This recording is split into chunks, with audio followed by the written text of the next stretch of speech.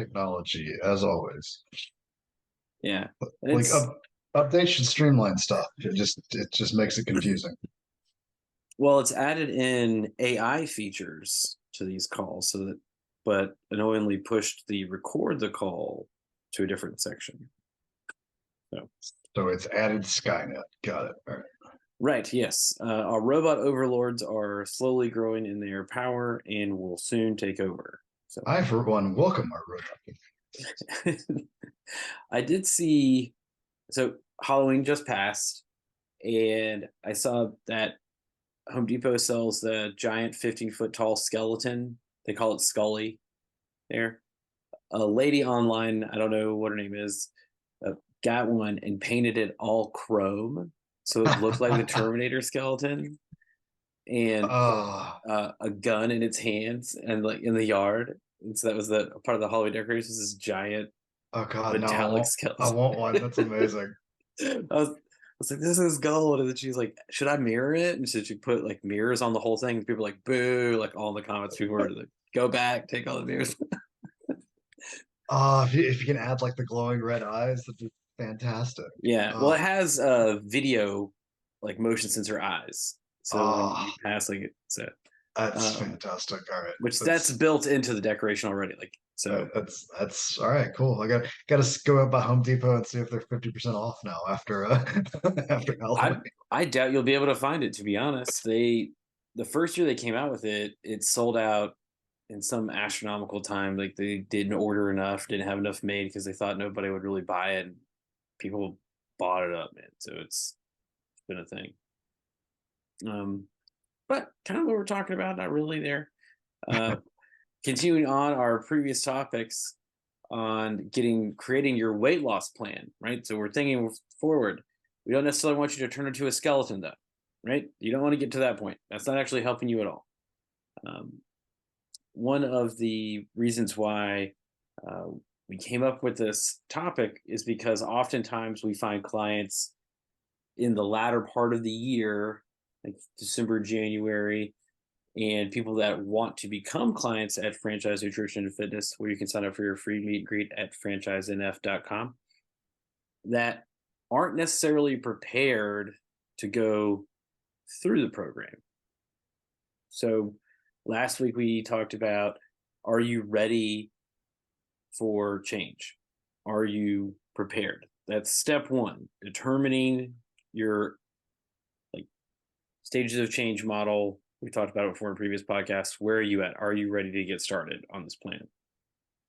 So, Matt, if somebody has deemed themselves that they've been able to remove their obstacles, they're ready to go, they sign up for their free meet and greet, what's the next step that we go through? That's where I kind of want to understand first and foremost the why. Why are you doing this? What's your motivation?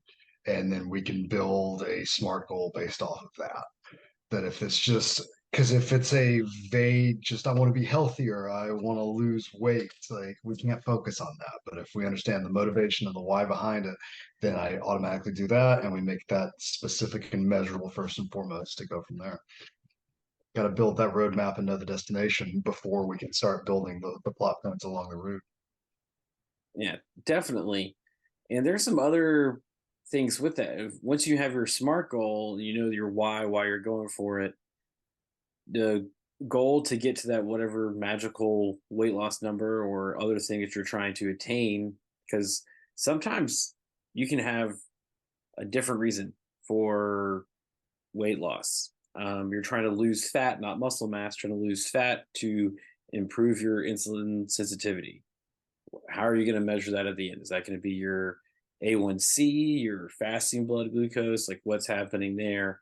We are not doing medical nutrition therapy, but there is plenty of evidence that supports losing fat mass will improve your insulin sensitivity, especially if you're a type 2 diabetic or even a type 1 diabetic. But if that is the case, that can still be a measurable goal. Um, and if you set up your SMART goal, so you go back and listen to that podcast about creating your SMART goal, and you're thinking about steps to move forward towards that goal, we start talking about things in lengths of time, especially the T on the SMART goal. So, Matt, what is the minimum amount of time that you would give somebody for, fat loss goal? I mean, I'd want to have at least a couple of months, like for if we're making that long term goal, because I think a lot of times people get really aggressive, and I think that our society kind of makes that seem possible to lose 30 pounds in 30 days type mentality, or I dropped 7 pounds in a week type stuff. And like, that's not realistic.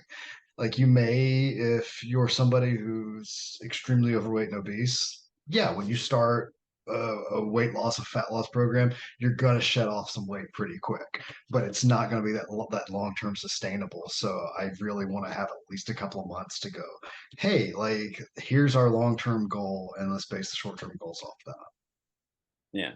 I tell people frequently that long term weight loss looks like a staircase. It might be a better analogy to say that it looks like uh, like a mountain range peaks, because it can go up and down, up and down, up and down, all the And way until you finally get off. it drives me nuts that people expect it to be linear, because I'll have people that go, "Hey, I gained a pound today," and I'm like, "But you've lost 3 pounds overall in the past week.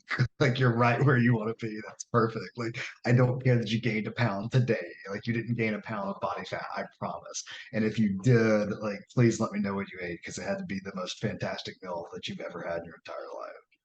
Yeah, that could be pretty good. I did have hot dogs and French fries on Halloween, so So yeah, you probably weigh a couple more pounds because you're retaining a lot of water from all that sodium. yeah, for sure. It's a classic thing that we do with Halloween. My wife's family would they before they went trick or treating, they would always have hot dogs, and just because it was something quick and easy they could throw on, everybody gets to eat, and everybody goes outside and does the trick or treating rounds. Um, but like Matt said, I often also come across people that will tell me, I just started insert workout program, like whatever workout program it is, it doesn't matter. And I gained X number of pounds across X number of weeks. What did I do wrong? One of two things. One, you're probably holding on to some extra fluid. So, depending on how much weight they said they suddenly gained across this time. Or two, you have magically started overeating because you were working out. We've said it plenty of times on this podcast. There's not really any good way to track how many calories you're actually burning through whatever exercise you're doing. The best way to really watch how many calories you're consuming is by tracking your food and watching your weight vary over the time that you're tracking your food. And the issue I think a lot of people run into, that, like, I love MyFitnessPal. I've talked about using MyFitnessPal personally in this podcast over and over.